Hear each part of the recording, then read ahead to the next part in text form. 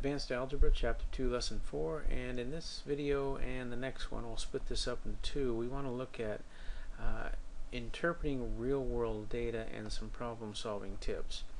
Now, the thing we've been talking about, again, when we've been doing all this mathematics and doing linear equations and all that, really doesn't help us if we can't apply it to something. So, when we're going to apply these linear equations, there's a few things that we need to identify when we're looking at the word problems.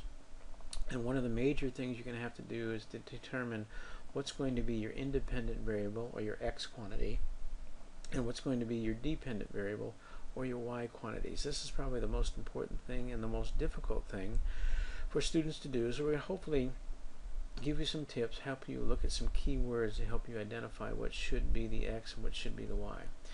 Once you know what the x or y is, then it's a matter of just using some of the skills that we've learned in the previous lessons. For point slope, for instance, if we know the slope, all we need is another point, so we need an x and a y. If we want to do slope intercept, if we know what the value is at the y-intercept when x is 0 and we know the slope, we can use that line.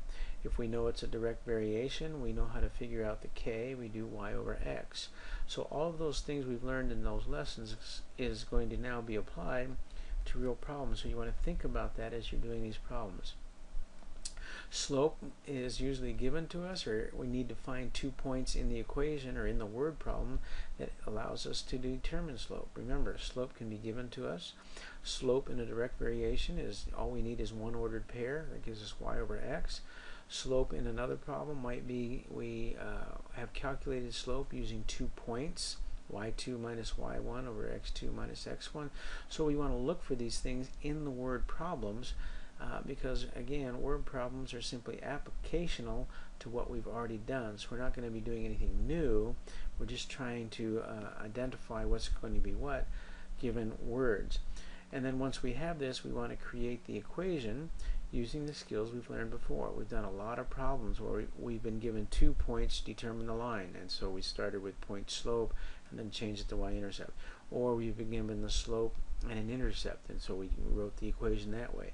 Or we've been told it's a direct variation and we figured out k and wrote the equation that way. So all of those things we're going to use in this lesson, and really what it comes down to is being able to locate the keys and the phrases as you read a word problem. And there's certain things you want to look for. So what we'll do here is we'll look at rate of change in this problem or in this video, and then in the next video we'll look at direct variation and 2 descriptions of the same event. So as you read these problems, this is what you want to look for. Now, rate of change, when you read a word problem like this, it says Jacksonville, Florida has an elevation of 12 feet above sea level. A hot air balloon takes off and rises at 50 feet per minute.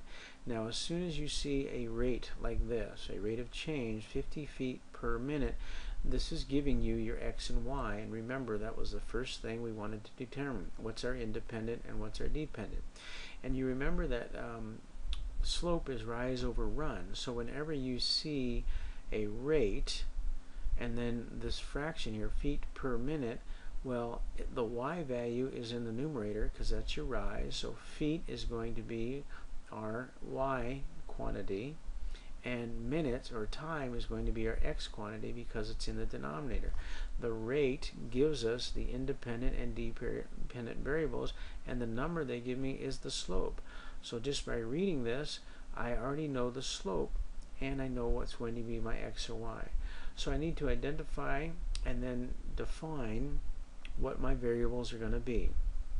So my independent is going to be in the denominator, and this is time measured in minutes, and time will always be independent. We've talked about that earlier. The numerator is going to be my y value or my dependent, and it's talking about height measured in feet. So I need to, and then I need to locate a point on the graph. Well, we notice here that Jacksonville has an elevation of 12 feet above sea level, and this value here is talking about feet above sea level. So when the balloon takes off, meaning at 0, no time has gone past, we have this point 0, 12. When no time has gone by, the balloon's at 12 feet. And remember, we talked about if the x value is 0, then this is my y-intercept. So what we have is the slope given to us in the rate We have the y-intercept given to us by telling us where the height is when no time has gone by. So now we have everything that we have in other problems, and so now we just need to write our equation. So the first thing before we write our equation is we need to define our variables. We need to tell the people what we're going to use for our letters.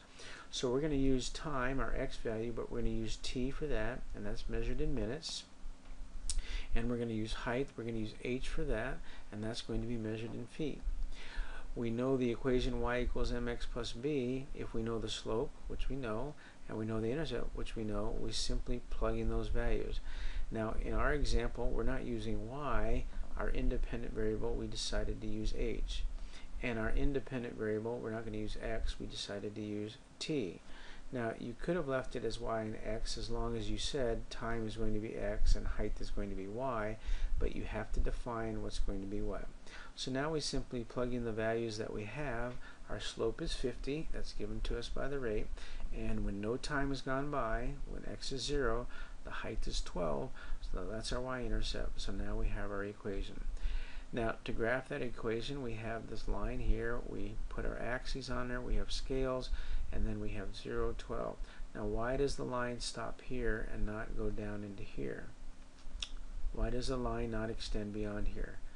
Well, that's because the height, no time has gone by, the height is 12. You can't have negative time, alright, and you can't have a negative height. Well, actually we could if we were talking about above sea level, which is what we're talking about. We could have that. But no time, you can't have a negative time.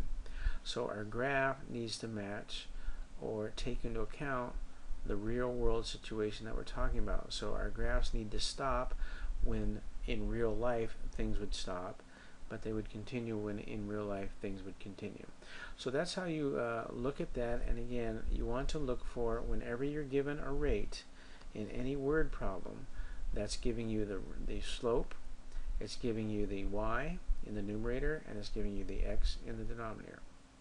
Alright, we'll take the next video and we'll look at these other two examples and how you can look at word problems when you see these words in those.